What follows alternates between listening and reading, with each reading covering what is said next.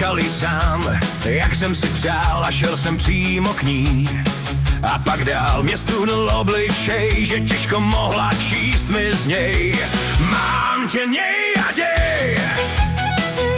A pak tam byl on, mídlový princ, a ptal se, jak se má. A dvojka jsem byl já, on zná si kód, co dívkám říct, jako podle mód. On má jich víc, na tvář jak půl měsíc, hladce holenou, jak pevný v kolenou. A jde mu jako nic, lavkočik čili míc, a přitom už je strýc. Tak tohle je on, ten hladký mídlový princ. Fešák, fešák, mám na něj vztek, to pro tu holku svou moc úžasnou.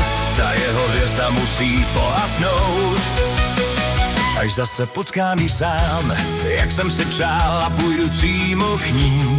A nedal a s jasným obličej, aby mohla číst mi z něj. Mám tě nejraděj.